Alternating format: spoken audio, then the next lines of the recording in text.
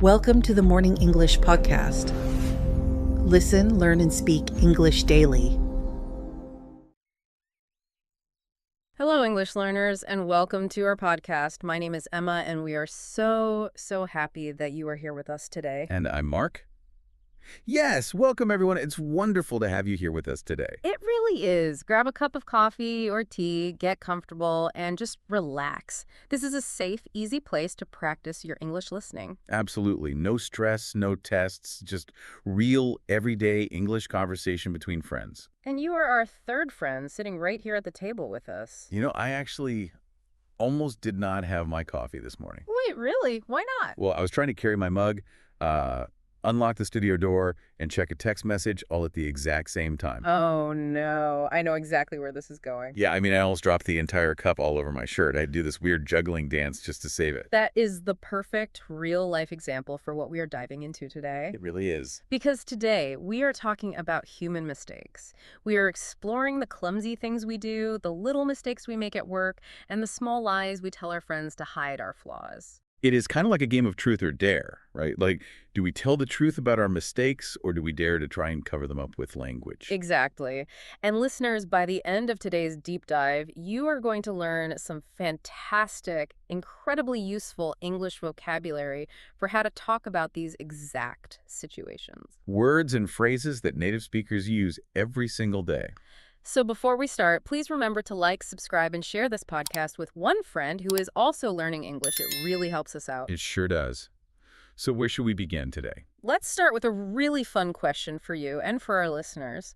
Have you ever spent 10 minutes frantically looking for your keys, only to realize you were holding them in your hand the entire time? Oh, absolutely. More times than I want to admit, honestly. Oh, right. It is such a funny, universal experience, and we read some really interesting ideas recently about why this happens. Yeah, it has to do with how our brains handle too much information at once. Exactly. Like your coffee story this morning, you were trying to do three things: holding the coffee, checking the phone, opening the door. And the brain just, well, it kind of glitches, like a computer. Yes, a computer glitch. We think we are so good at multitasking. We like to feel like responsible, busy adults. But really, our brains can only focus on one thing at a time. So when we try to do three things, we fail at all of them. The phone drops, the coffee spills. And with the keys, it is even stranger. You wake up, you pack your bag, you think about your schedule. Your brain checks a little mental box that says, I have my keys. Right. The brain says, task finished. So then, a few minutes later, your conscious mind suddenly panics. You say out loud, "Where are my keys?" But because your brain already checked that box, it completely ignores the physical feeling in your hand. Exactly. It just bypasses your hand entirely and makes you search the kitchen table. Listeners, think about your own life. Have you ever searched for your glasses when they were right on your head? Oh, I have definitely done that one. It just shows that we are not robots. We're humans, Mm-hmm. and sometimes our brains just have, like, too many internet tabs open. Too many tabs. I love that. So making a mistake like that alone in your apartment is funny.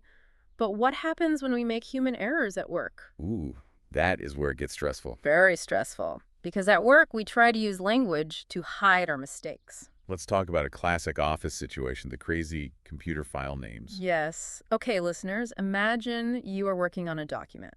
You save it as report final, But then you have to make a change. So you save it as report final new. and then another change, report final corrected. Until you have a folder full of files like report final, really final version 2. It is a total disaster. But here is where the communication problem really starts. Imagine you are in an online video meeting with your boss and a client, Okay, I am picturing it. Very professional setting. and your boss says, "Please send the final corrected version after this meeting." But you have 5 different files with the word final in them. You don't know which one they mean. Right. So you want to ask. You move your mouse to turn on your microphone. But before you can say anything, a coworker says, "Perfect, everything is clear." Oh, wow. That completely changes the energy in the room. It really does, because now, if you ask a question, you feel like you might look stupid. Everyone else says it is clear. So you don't ask, you just stay quiet. Yes. And this introduces our first big vocabulary phrase for today. You try to play it cool. To play it cool. That is such a great, natural English phrase. Listeners, try saying it with us. Play it cool. Great job.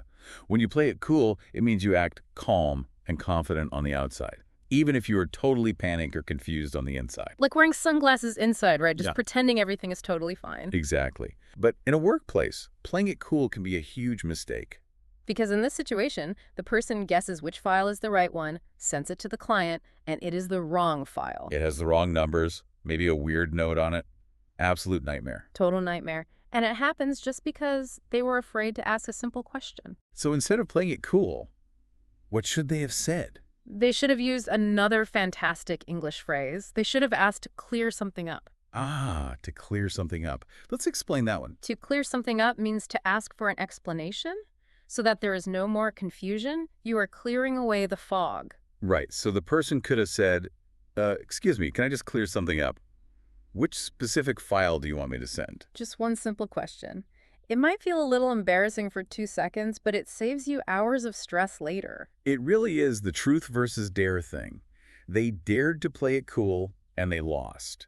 They should have just told the truth and cleared things up. Exactly. Leaders actually respect people who ask questions to clear things up. It shows you care about getting it right. Okay, so that is how we act at work. But what about with our friends? The rules are completely different, right? Oh, totally different. With friends, we don't hide mistakes because we are afraid of being fired. We hide them because we don't want our friends to be disappointed. Which leads us to the most common, everyday, white lie in the English language. The famous text message. I am almost there. Yes, I am almost there. Listeners, I guarantee you have sent this text message. We all have. Let's paint the picture. You have plans to meet a friend at a restaurant at 7:00 p.m. Okay. At 6:55, your friend texts you, "Hey, I am at the table. Are you close?" And you immediately reply, I am almost there. But what is the reality? The reality is you are still inside your house. Yes, you're at home. You can't find your wallet.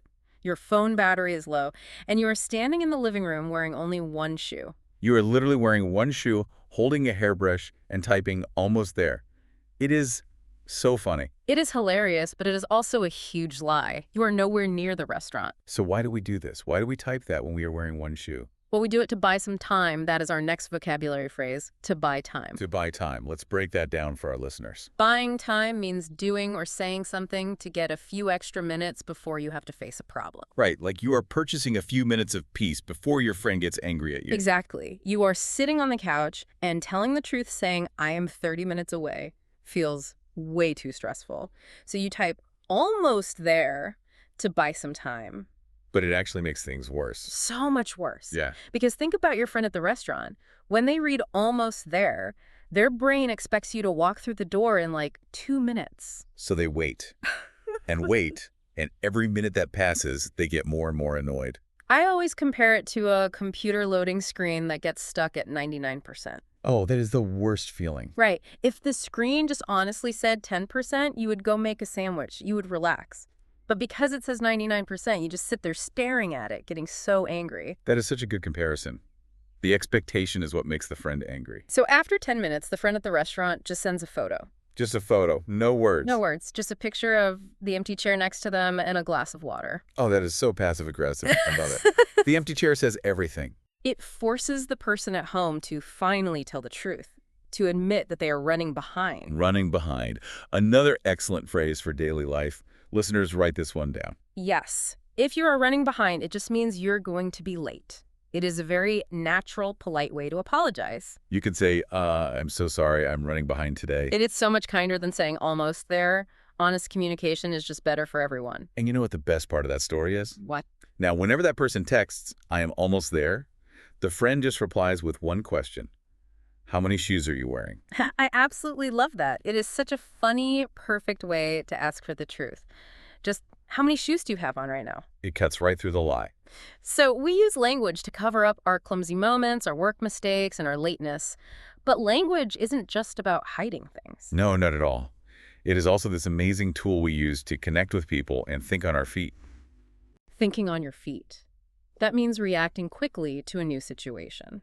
And that brings us to the last part of our conversation today, spontaneous language. Yes, talking without any preparation, just making things up as you go. Like improvisation or improv.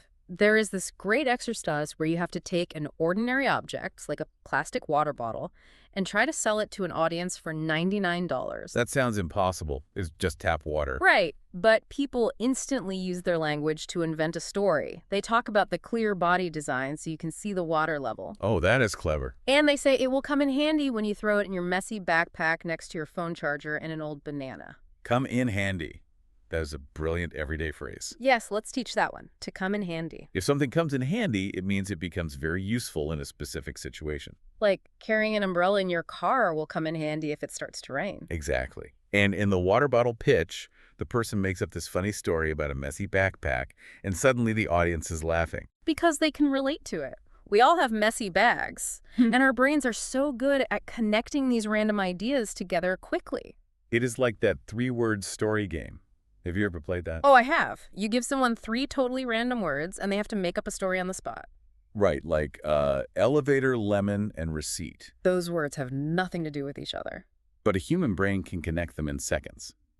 Someone drops a bag in an elevator, a lemon rolls away, and a stranger finds a receipt that says they bought 12 lemons by mistake. Just like that, you have a whole story, a setting, characters, a funny problem. It shows that language isn't just about perfect grammar. It is about being flexible and funny and making connections. And sometimes it is also about failing completely. Very true, especially when we try to talk too fast. Listeners, have you ever tried a tongue twister in English? Oh boy, these are hard even for native speakers. They really are. A tongue twister is a sentence that is physically difficult to say quickly, like fresh fried fish. Fresh fried fish. Fresh fried fish. Now say it 5 times fast. Fresh fried fish.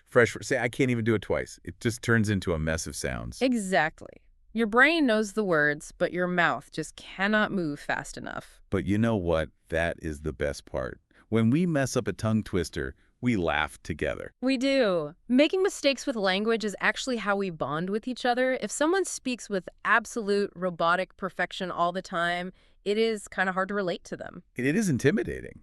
But when you stumble over your words or you invent a crazy story about a lemon in an elevator, you show your humanity. That is a beautiful way to put it. Our flaws are what actually connect us. So whether you were spilling coffee or renaming a computer file for the 10th time, Or standing in your living room with one shoe trying to buy some time. you are just participating in the messy, funny reality of human communication. Well said. All right, as we wrap up our deep dive today, let's do a quick review of the amazing vocabulary we learned. Good idea. First, we had play it cool. That means acting calm even when you are nervous or confused. Then clear something up. Asking a question to fix a misunderstanding. We talk about buying time, which is delaying a situation to avoid a problem right now. And running behind, which is the honest, polite way to say you are going to be late. Finally, come in handy, meaning something turns out to be very useful. Wonderful.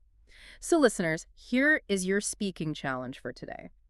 Try to use at least one of these phrases in a real conversation this week. Even if you just practiced talking to yourself in the mirror, it really comes in handy. See what you did there? I love it. But seriously, keep practicing, don't worry about making mistakes, and just have fun with the language. And remember, if you ever text someone that you are almost there, make sure you know exactly how many shoes you are wearing. Good advice. Thank you so much for joining us today, everyone. Keep practicing your English every single day. We will see you next time. Goodbye. Bye, everyone.